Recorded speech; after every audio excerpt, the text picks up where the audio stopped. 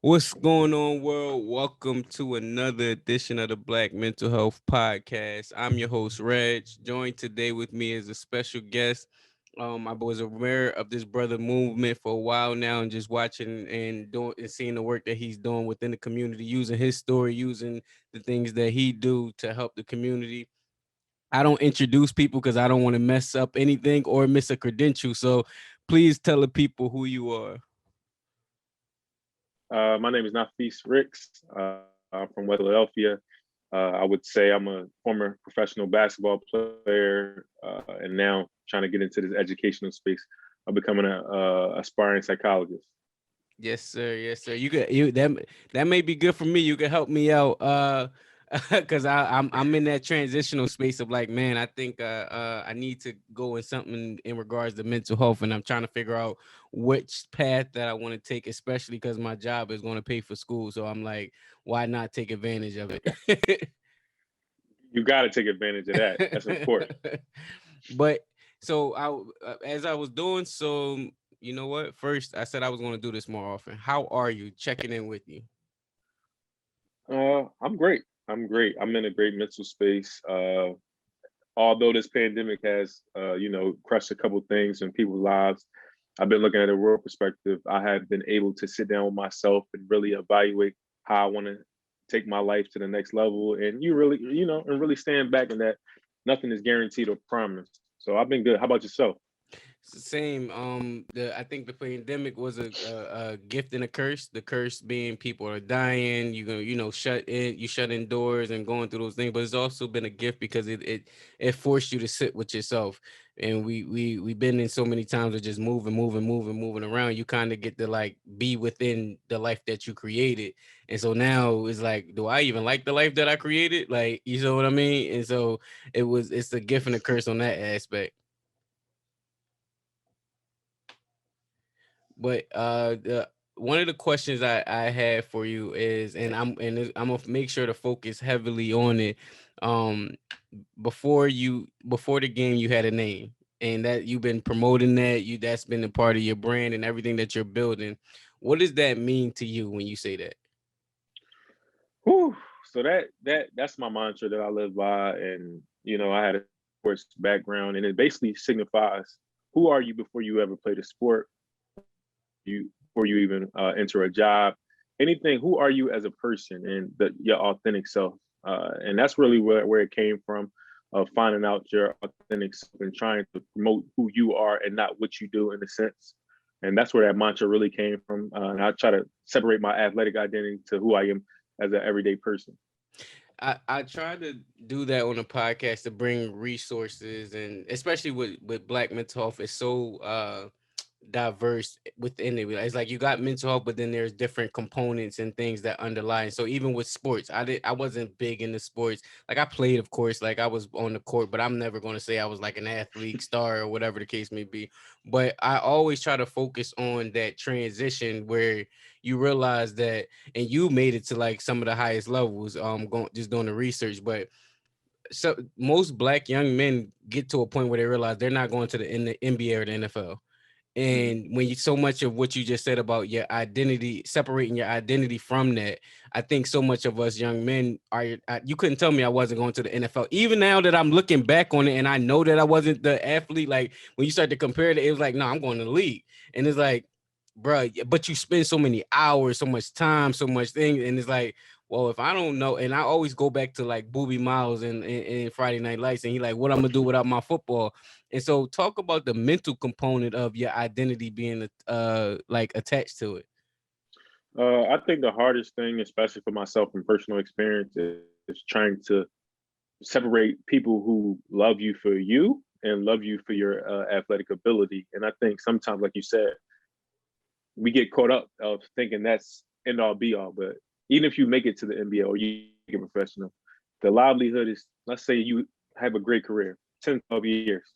What are you going to do after that 10 to 12 years? You still got a lot of living to do. So I think that in the community, as well as the narrative of what they say, especially amongst black men, you're gonna play sports or you're gonna go to the streets. So it's just like you have two options, and you're like, well, I'm not going to the street because I'm not a street guy, so I'm gonna play Mm-hmm. sports. And when you get that stuff pounding in your head, for so long that you're an athlete now to embody that, and people put you in that box where to the point that you suffer in silence because you like, I'm more than an athlete. I can do more than just bounce a basketball. Or it's kind of like that imposter syndrome where you feel like you're not good enough to be in certain space, so you kind of doubt yourself. So I think that's very, very important to identify. So what do you, being that you did go through that and you went to the perform and go into college and had those different type of levels, what do you say to the young men that who have that tied in there? Because I always think about this as like a lesson that I could just put up and they can listen to someone who's experienced exactly what they experienced. What do you say to those young men who, I'm going to league, like I don't need to have a backup plan, or I don't need, you get what I mean? Like, what do you say to them? The biggest thing I say, you can go to the league. You might not play, but you could be in professional sports. I Mm-hmm. think as an older adult, I think we got to stop telling kids that they're not professionals and they're not going to the NBA. We just got to tell them that you might not play. The percentages say you might not make it as a 1% of playing, but you could be a GM, you can be the owner, you could possibly be a scout. So I think we got to just tell them about the language and be transparent, because when you tell a kid that they're not making it, they're gonna say it's hating, and Mm-hmm. they don't. At a young age you can't process somebody telling you you're not making it, because at the Mm-hmm. end of the day you put all your eggs in this one basket. So we just gotta let them know and be transparent. You might make the NBA. It just might be in a different role, and you can Mm-hmm. still be successful. So I think we got to preach that more than saying that they won't make it to the professional league. That's a gem right there, because that was my mindset too. Like, I'm like, all right, I ain't gonna play, but I can own a team and I'm gonna learn entrepreneurship and I'm gonna learn this. So it was like, because that's a sport in itself and no one teaches you that. Like, business is a sport. And it's like, oh well, I could Mm-hmm. play this game forever. You know what I mean? Mm-hmm. Yep. Facts. Facts. Eh, Facts. and so that was one of the things that I've learned, but I always think about them because it's like I'm transitioning out of being, it's like I'm young enough to still relate, but old enough to know better. But I'm getting on that Right. other side of like you about to be too old to relate. And so Right. Right. so Right. Right. Right. I feel you. and so I think about them all the time and just trying to find different ways to talk to them about different avenues, because and we in Philly, so they talk about like how do we do gun violence prevention and how do we get people out of the street.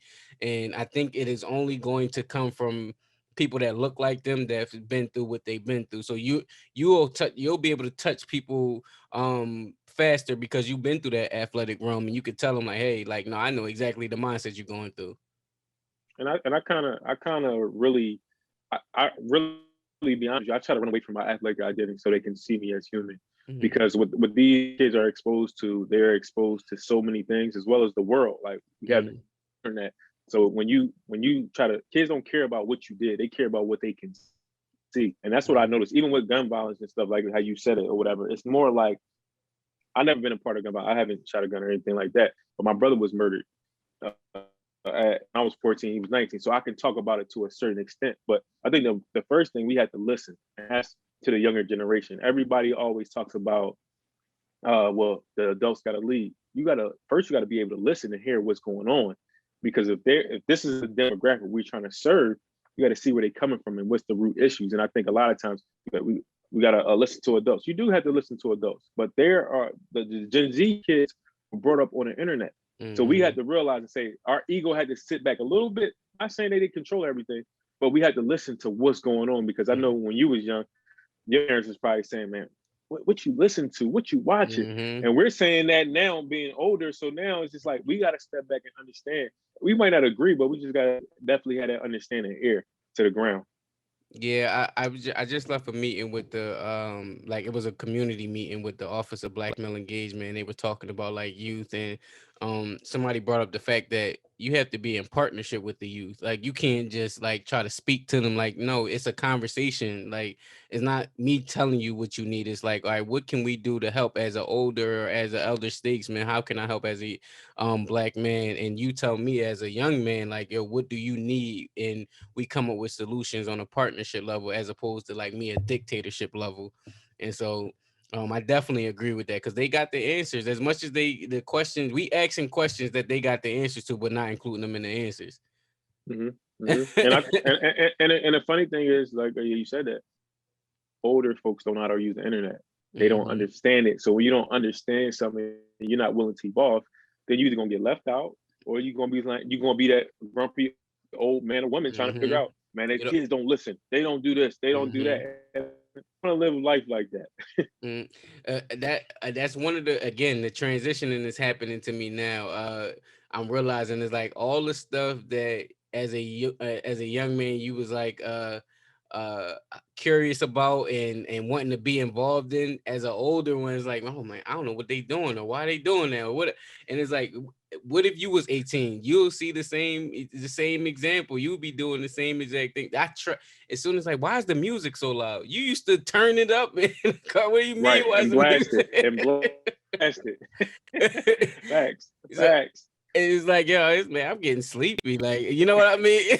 And Yeah, usually like that's the time you going out. right. The cutoff time, 9:30, 10 o'clock, it's over with. So I definitely understand that with the relate. So in the transition, how did you what was the start of mental health for you? Like, when did you start to become more aware? Because I think it's something that's been in all of our, just like physical health, mental health has been in all of our lives since birth. But I think there's been an awakening, there's been a push right now. So when did it start to happen for you, the awareness of it? The awareness came when I was in college and I had a major breakdown and I didn't know what it was. I had like a panic attack. I was, oh man, but I can tell from, like, if my mom was here to talk on this platform, she would tell you that when she used to get mad at me, I used to go in my room and ball up and just sit in the dark. So it was little things that I can remember back in the day that when I fast forward, I was going through issues all the way up to college, and it finally was addressed after I had that major breakdown. When I had that major breakdown, as far as I didn't feel like myself. I knew something was wrong. I just didn't know how to articulate it to my family and friends because I didn't want to be judged. And you know, as a black man, we don't talk about what's going on the inside. We don't have that conversation. It's more talk about girls and money and cars, like this stuff that don't even matter. And we really be trying to shy away from the conversation, but really throw hint, see if one of our friends gonna pick it up. Yeah, the girl did me wrong, but da da da da. What, you never look at yourself. So college is where it kind of started off for me, and I had a major breakdown, and I felt like I was about to quit college and quit the basketball team until I started talking to my head coach Conzo Martin, and I came to him. I was like, yo, when he recruited me, I don't just want you to coach me on a basketball court. I need you to coach me in my life. So that was one of those times where when you recruit me, I got to get a degree. I got to know who I am. You got to be an extension of my father and my grandfather, as well as my mother. So once it was that, the comfort zone was there. So for me, after that point, he got me a psychologist, and it was a white woman. I can't remember her name, but I felt safe because it was another black man who looked like me in a leadership position, but somebody that I respected, where I felt comfortable enough that he wouldn't share my information and I wouldn't be judged. And that's kind of what led to me being a mental health advocate, or let alone not being afraid to talk to a psychologist and, try to expand on who I was as a person so I can be better because I knew something was wrong. You dropped like three questions in there. Oh, you dropped three gems in there. The first one that I remember is, you said that you didn't know that you was going through what you was going through. Like, you felt the feelings, but you didn't have a name on it. It just was Right. like, I'm just experiencing this feeling and I don't know what to call it. Um, do you feel like that's a lot of why we have like stigma around mental health, is because we all go through it, we all experience some form of it, but we don't. And I always say that all the time when I'm telling my story. Like, when I used to hear the commercials of like, "Are you depressed? Have you been thinking about suicide?" That's a white soccer mom problem. So it didn't feel relatable to me. But once I went into therapy, I went into having these conversations, I'm like, wait, that's what suicide was. That was depression. That was anxiety. I didn't know. So how how has that transition been?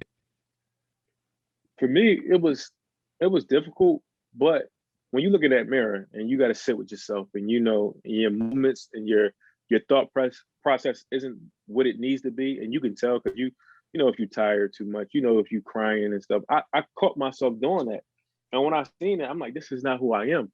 And being an athlete was another layer and a component to that, so it exacerbated the process of me going through it because and the expectations back at home, the expectations from the school, expectations from myself. And it kind of compounded to the point where I didn't know who I was. I felt like a monster, and I'm like, I can't. I don't want to get locked up for doing something that I'm not supposed to do because they're not gonna look at me like this. I'm in Missouri. I'm in the Mm. Midwest. Ain't no telling, and it's racist out there as well as all around the world, but it's overtly. I went probably 95% of PWI, predominantly white institution. So for me, it was like if I'm having an episode, they're not gonna understand my blackness. They're not gonna understand what I'm going through because I'm carrying all this baggage back at home. But I'm scared to, admit what's going on until like, you know what? I might get this. I got one shot at this. About 1 second can change your life, and I wasn't willing to take that chance or make a dumb mistake based on how I was feeling instead of just asking for help. You said something key too when you was telling your story about um the relationship you had with your coach and how that was a big component when going into therapy. I think with you being an advocate and the other resources out there, I think that's so key because we are an extension now, and you more so than anything because you're going into the mental health field and you're doing all of that. It's now I can break it down and bring it back to the hood, or I can bring it back to my community. Can you talk about the significance of having someone that looks like you to help pull you into a field that unfamiliarity? I think it goes for me. It's more of it's my purpose, and I think when you have somebody who looks like you, probably not in the space, but it does help when you have somebody, but somebody that you can talk to that can break it down, like you said. For me, when I do research, I know they can't do research and go in my neighborhood. I'm going to be the one that can do research and not frame it in that, well, I'm doing research on my hood. No, I'm going to go in and have a regular conversation and get what I need to get out of there because I know it's going to be meaningful and impactful. And that's since then I found that out that this is a lane that we all struggle with, not just black or white. Everyone struggles with mental health issues or, it's good mental health, bad mental health just in general. So for me, looking at that, and this is like my way of giving back to the world, not just in the athletic space, because when you got somebody who look like you that can speak the language and it's a comfort level. I feel comfortable with talking about what's going on and not feeling judged. And even if I am judged, at least I know something about you, know something about me. So it's like a trade-off. Now, when I don't know nothing about you or I don't know where you come from, now my guard is a little up. So I just try to make sure that when I'm speaking and I'm always being intentional about I take this stuff very serious. I take mental health very serious. I was diagnosed with 3 mental illnesses. So I understand when they make these sayings and these stigmas and why people don't go to therapy or don't feel comfortable. You need somebody who can speak the language, just like in rap, just like in music, just like in everything, sports. You need somebody, and becoming a lawyer, you need somebody to speak the language. So that's really where it stems from, and after losing so many people in my life to gun violence, as well as my brother, my cousin, and losing somebody every year, it's just like, why not become a doctor, become the first doctor in your neighborhood to, try to change it, but not just for my neighborhood, all across the world that I'm in the inner city. They ain't no, you can knock on my mother's door and she still live in the same spot. They still shoot around where she lives at and everything and be real about the situation and not really trying to take nothing away from the hood, but embrace us, but uplift the community. You said a lot again there, so I'm gonna try to bust it down. Because again, remember earlier I said I don't know if we was recording yet, but it's like, all right, you helping me with mine because I think I just stepped into the responsibility of that. And again, I'm 29, so I just stepped in. I went to a state school and I was studying for 2 years and dropped out because I had family issues, and then now that I have this opportunity for them to pay for me to finish school, I'm like, all right, what major am I going to go into? I've been doing the work around mental health community, working with different organizations, and I kind of, I think I've been hesitant to step in that role of becoming a doctor or become doing you know what I mean? And this is a realization that I'm having currently of, like you said, like the code and the languages losing, like I've never directly was in the street, but again, like you said, everything around me, my mom and I still got family members in the hood. Like you said, they still shooting around my sister neighborhood. Like it still directly affects the my family members within my community. So but I wanted to bring up the topic that you said about having your first therapist be or psychiatrist be a white woman. How did that experience play out? for you, because I know that's the whole thing is like once you, and again, that's what me stepping into that responsibility. Like, man, you do need somebody. You can't preach therapy, and then when people go, it's like, all right, hey, and he's like, man, I don't relate to this. Definitely gonna turn me off of it. So, can you talk about that experience? Yeah, that was the first time I probably would breathe. Like I was comfortable with breathing. I was like, it was like a weight off my shoulder. And the reason why I say that, because anybody who didn't know my story, who didn't know me at all at that time. So I didn't care if we black, white, Asian, Puerto Rican. I just needed to get my emotions off my sleeve. Like I Mm-hmm. really needed to get that off because I couldn't call home. I couldn't talk to my mom about it. I couldn't talk to my dad about it. Couldn't definitely talk to my brother or my friend. They're like, they're gonna blame it on my ex-girlfriend. She was living with me at the time and stuff like that. So I didn't want that. So when I got that experience of talking to somebody that I didn't know, it was like, oh, like just we just have a candid conversation. And the best thing that probably happened to my life, because one of the best things that happened to my life, because I got to unpack all the trauma and all the stuff that I was holding in. And I was okay to like talk about it. And this was my first time really being vulnerable in a space where I didn't know this person, but I trusted my coach that much that he was gonna get the help that I needed. And I felt okay with, all right, well, whatever she needs from me, I'm just gonna be invulnerable. Whatever the outcome is, I can live with it because I trust this man who coached me. And like I said before, don't coach me just on a basketball court. Coach me in my life so I can understand who I am as a man. So I won't make the same mistakes of some of the stuff that we see on an everyday basis off emotion. So Dang, well, I didn't want to lose a thought. I forgot that I had a couple things that I wanted to ask you, but you've been saying stuff that I've been talking, so I'm like going back and forth. Um, I was just think of some. I'll go off of the questions that I had first. So I see. You talk a lot. Oh, that's what I had. Family. Once you started to get within the mental health realm, as far as like identifying it, you know what, starting to become an advocate, how was the reception of family? Like you said, now it's a transition of like, all right, why is he talking so much about feelings, or why, what is this, or is all these new things, and is conversations that never was had before, like how was that dynamic? it was for me. I'm gonna say for me personally, it felt great. Like it was, I didn't care no more at that point. Like I'm an adult. Like end of the day, what's gonna happen? My mom and dad can't beat me no more. Like that's over. Like I never got like what's gonna happen? And it was like after I did my article from last year at Mizzou when I was in grad school, and my dad and my mom and my brother was a part of the article. I think that was great because I didn't know what they were gonna say. So when the article came out, they say, and I said, be authentic as possible. Don't try to be politically correct. Just be authentic. Because I'm gonna speak from my heart. Like I'm gonna give it all out because this they writing on me and they writing from my personal experience. The reception, like I had my mom, she I think she cried and she said she apologized because she didn't know.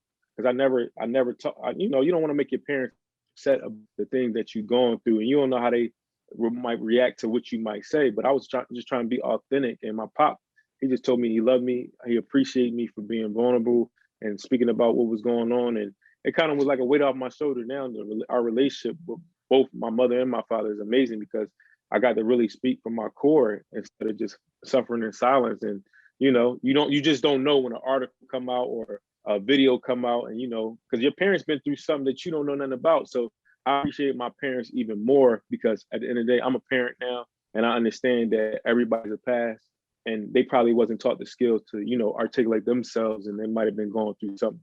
So I'm very grateful and thankful for my family, especially my mother, my father, my grandfather, because they played a big role in my life. And I feel free now. So and they all now they support me like crazy about it. Like keep going, don't stop. You talked about the relationships and everything with your parents and how much you value them. What on a more deeper level, what was that man, father and son talk like? What was that level? Because of the emotions, and men not supposed to emotion, he may come from a different generation where that wasn't allowed. Like, talk about how that relationship was.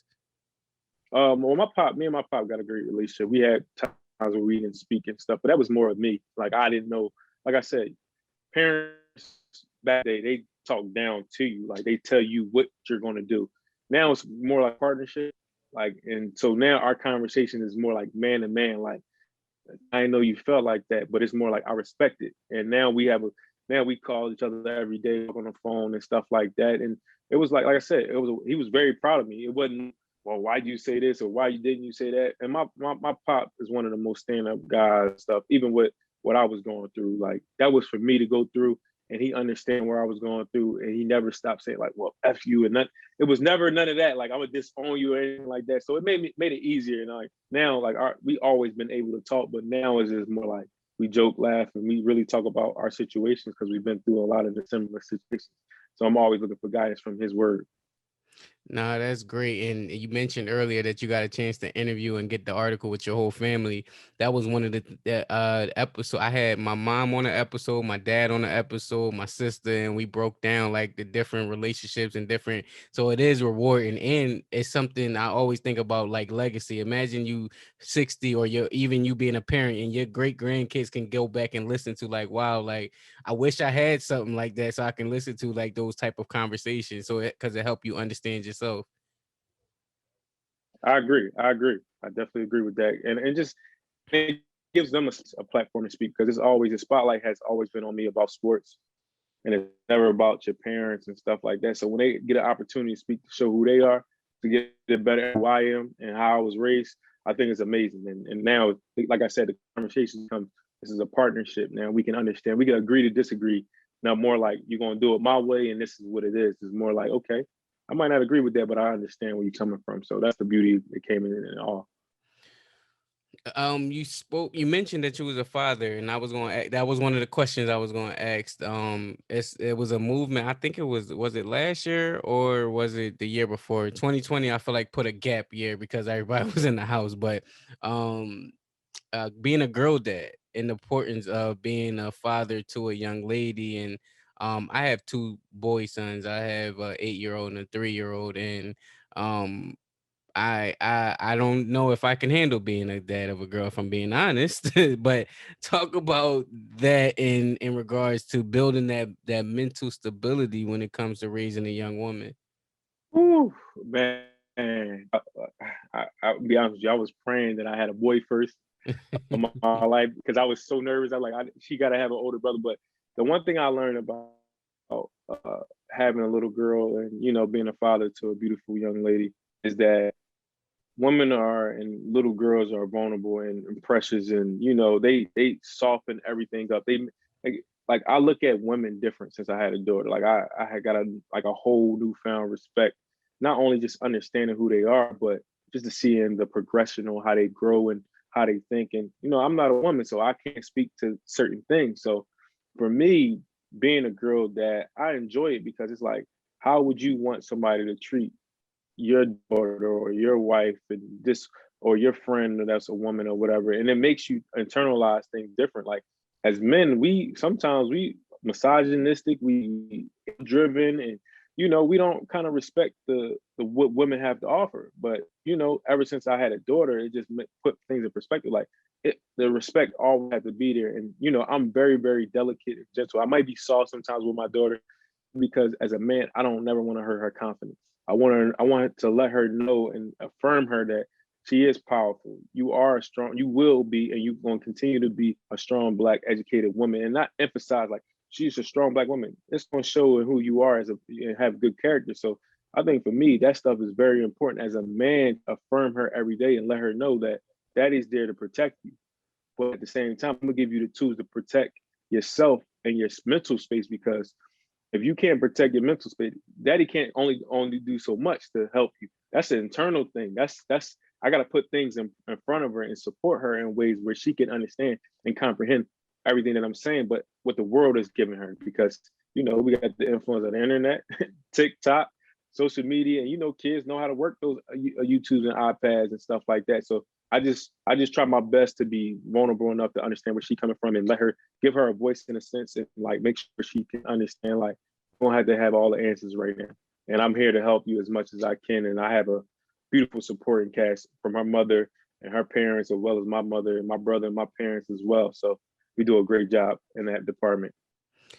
You are truly identifying, like when they say it takes a village to like raise a child, and how much it impacts the development, the growth, the mindset, the mental state moving forward. And salute to you for that. But I always feel like black fathers get a bad name to them and a bad rep. And so if anybody that I know, and who shows and again, I do my research, so I see that's all that's on your page. Like, yo, I'm making sure my people know that I'm a father, that I take care of my daughter, I'm with them. And I always salute the black fathers, because there is a stigma against them. And us, I'm saying them, us, it's a stigma against us and what we do for our kids. And again, just thank you for being there. I'm thinking, because you are a continued representation of, like, no, there are fathers out there, there are people that do take care of their kids, or black men that do take care of their kids. No, I appreciate that. And like I said, I just try on my social media. I try to be transparent and authentic as much as possible. I don't want nobody to get somebody that's on the social media world that's not real life. And like I said, I I make sure like that's my. If you ain't taking care of your kids, we ain't in the same conversation. I can't do that. So it's just like no knock, but I'm not into that. Like you ain't taking care. What are we talking about? We got to figure out the way to support you. Down the relationship might not be good with the mother, but let's find a way to get you involved because as a parent, they need you and you need them. So I think like for me, I take that very personal as well. Like I said, with this mental health stuff, because kids need, like you said from earlier, need representation, but they need the father and their mother in their life or their supporting cast to help them develop. So it starts at home. You spoke on something that I wanted to I skipped over by accident, and I want to go back to it. But it ties right into what you just said. If you ain't taking care of your kids, I can't roll with you. Or we talked about navigating the street life earlier, because feel like as a black man we have to wear like a few identities when we go into certain spaces. You can't go in the hood a certain way. You can't go on the court or the sports world a certain way. You can't go in the classroom or a job a certain way. And so talk about showing up and navigating these different spaces, because they play a part on you too. Because it's almost like, do I know who I am if I can't be myself in these certain rooms? Like, do I gotta wear my hoodie to make sure like they don't test you? And do I gotta you get what I'm saying? Like, even like, oh, men that's around is like, all right, you about to rumble me over me not taking care of my kids? Like, why are you minding my business? So it's just so many different layers to like navigating that. And we talk about that. And the other component to this question is the street life. Like I said, like you said earlier, is like, yo, I wasn't in the street, but I found myself starting to go that route. Like it was so accessible to me, and I was able to do certain things. And luckily I was one that made it out and didn't have to do all the crazy things that I know certain people did. But how were you able to navigate all of that as a black man growing up? I think to me, I seen a bunch of bad examples. So for me, I never wanted to get in trouble. Mm. Like my mom and dad took care of me. Like I wasn't. I can't say I was. My mom was poor, and it was okay. Like I wasn't rich by no means. My family wasn't rich, but when you see examples of people getting killed in the street, you understand that that could possibly be you. You hang out with your friends are into the street life, so it's like they made sure people knew I was a basketball goof person where I just was trying to enjoy. I was trying to get somewhere in my life, and not saying it wasn't, but their lifestyles are different. Where their home background situations are different. So when those conversations did arise, they would tell me to leave. Like and you can kind of tell when you're in the street, you can see when the mood is about to change or something's about to happen. You can kind of gauge it and stuff, or who's around and stuff like that. So for me, it was kind of easy because I'm like, yo, I don't want no rest in peace where people smoking weed and drinking and I did that. I had an RIP shirt. I ain't never smoked no weed or nothing like that, but I was drinking at a point where I poured one for the homies. Like after a while, that was shell shocking. It was like I was numb to the situation to the point where I don't even go to funerals no more. So for me, I always had examples of what not to do and understand that I don't want to go to prison. I'm not built for that. That's not my life. I'm built to be out here making a change in my community and understand that I got to show them what something that look positive and not saying that my friends are not positive. They just not on the same vibrational currency that I am. I'm on. So now when I talk to them, I got to frame it like, yo, I just went to a session, man. Yo, why don't you come with me? Now when they're part of my process, that's a way of reeling them in. And if I show them something different, maybe I can pull one in that he can might tell two more. Yo, we all gonna go with Nafis because he the hooper, and we want to be around because we want to support him. And if I could take him off the street for that couple minutes or hours or something, then I'm doing something right where I can engage in conversation.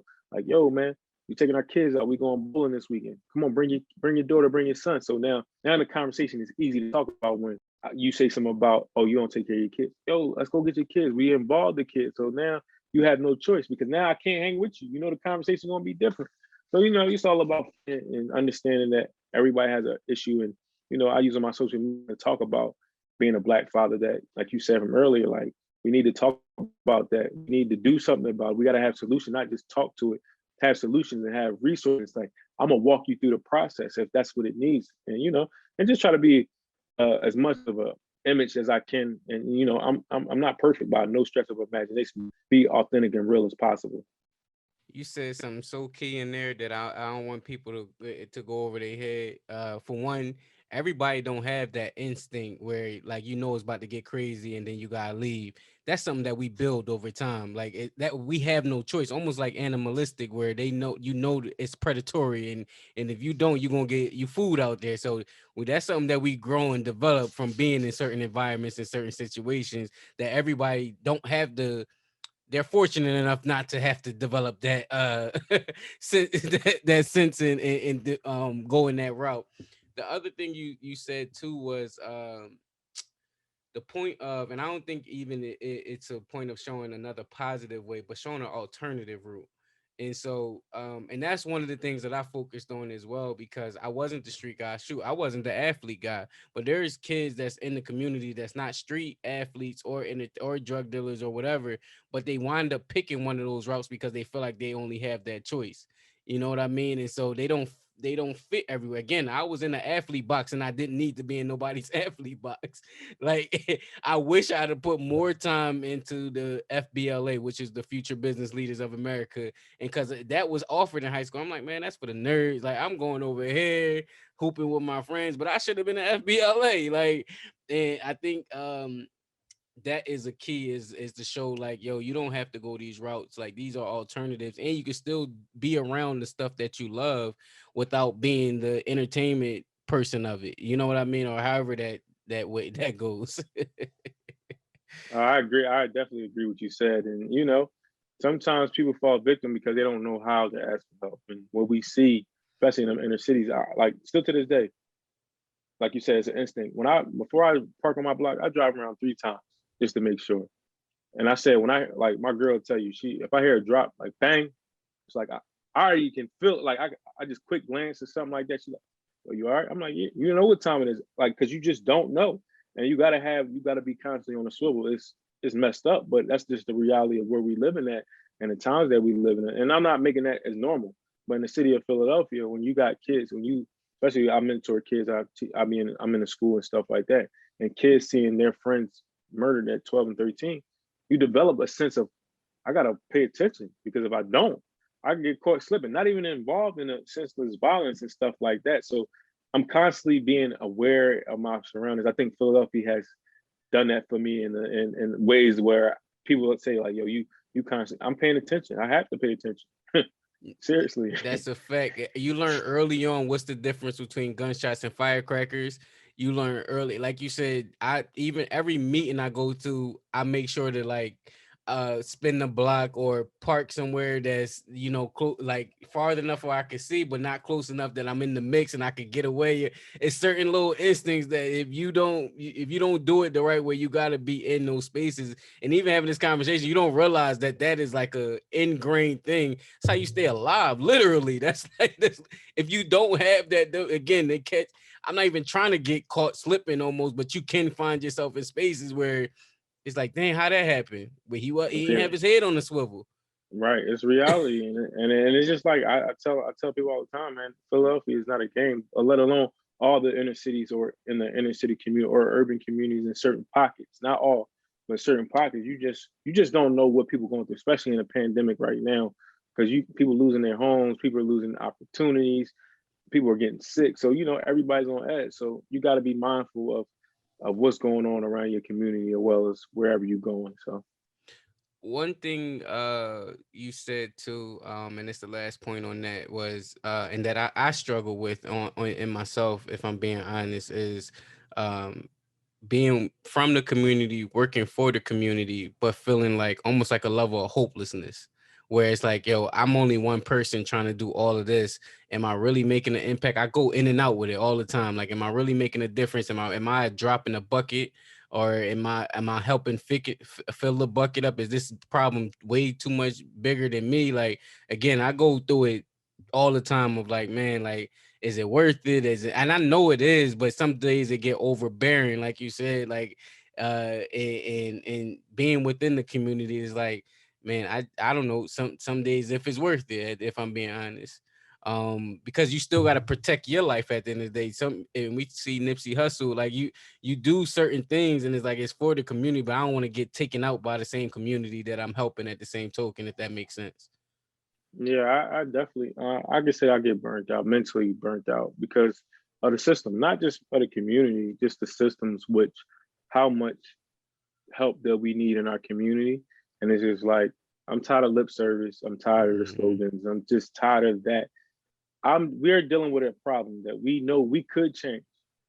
We could change because when you want something to change, when they were posted up, when they with the Black Lives Matter and the cops was there, just set up cops on every block if you want to. Just set a car on every block if that's what you want to do to get stop the violence, or put resources into the schools, put resources into the community. We don't need the money. We need the resources to help the education part, the mental health component. And I think for that, like you said, sometimes I feel like I'm not doing enough.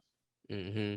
Sometimes I be so burnt that I'm not like, but I recruit people. I'm like, yo, that's why I have like little talks on. I have Zoom meetings with my friends as therapists or psychologists, and I had 100 Black men on the Zoom before, and we just talk about issues, and Was it always keep my was what's it that? Joel Wilson?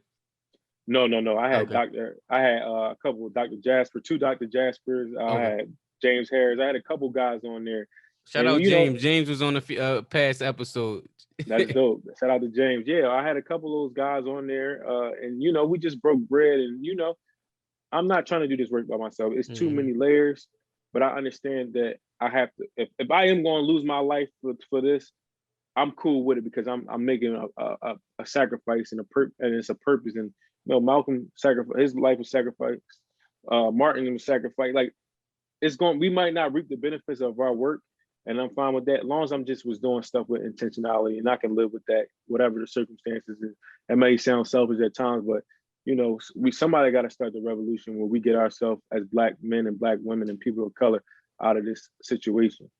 You know. Yeah, you said something key, and that's one of the reasons I know you coming up on it. I don't want to ruin the surprise, but with Black Man Hill, that's why I joined forces and go on the party because I'm like, what are the solutions? Like, can we start creating? What's the solutions? My podcast was started out of bringing awareness, and so now it's like, all right, what's the solutions? All right, I could keep having these conversations, but we all know that there's a problem now. Who are the problem solvers? So that's how I got to you now. Like, who are doing the actionable steps? Where are these resources to actually solve these problems? And I think that's like a natural progression of like, you can bring awareness, but what do you do with the awareness now once you do it? And what are the actionable steps of change? And I'm always looking for that. That's why I said I just left the meeting. Like, I'm going to a meeting right after this, and it's like, where can I be, how many spaces I can be in affect change in many different layers, because if I am going to die, like you said, for it, it's going to be for a reason, and while I'm here, people will be like, you know what, he contributed to the solution and not the problem. I think what you said is important, but I think also you have self care. Hmm. You got to do it in stages and stuff. So sometimes you might go 100. This time you might got to go 35. And that's what I'm learning more about myself. Is like I can go on a momentum streak for 2 weeks and then be dead for the for 2 weeks. So I just try to pace myself in a healthy pace and say, yo, you know what?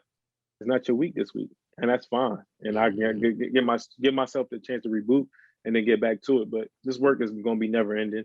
We dealing with 400 plus years of this stuff, of mental anguish and stuff like that. But as long as we contributing and not hurting, and we're gonna make mistakes throughout the process, but as long as we having conversations like this, but having solutions and having actionable steps, I think we in the right direction. You said something key that I recently learned because it's that doing and then be burnt out for like 2 weeks, and it's like, why am I like not that guy that was 2 weeks ago? And I learned, like you said, it's cutoff times for everything. And trying to make sure, like, I've been comfortable that I'm not getting everything done for the day.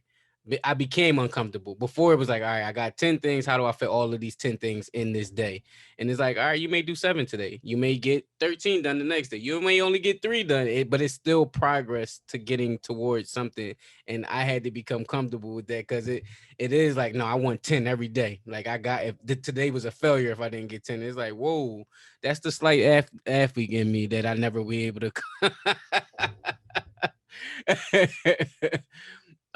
One of the last thing I asked about too, just like fatherhood, you spoke on being in a relationship. How have you been able to how has being in a solid relationship helped with mental health for you? Whew, man, that's been amazing. I ain't gonna lie to you. For Mm-hmm. me and my lady, black women, they get kudos to me. Like they like for with the amount of care and perspective. We get stubborn at times and we don't want to listen. My life had did a 360. I'm not gonna lie. I give all that to my lady, and like I said, from really breaking it down from a woman's perspective and being honest and being real and not Mm-hmm. being to a point where it's like we can have a conversation, but it's not an argument. It's Mm-hmm. really trying to and like understand the information as well as just okay, you might be right. I Mm-hmm. understand. I get what you're saying. I might not agree at the time. I might be angry at myself.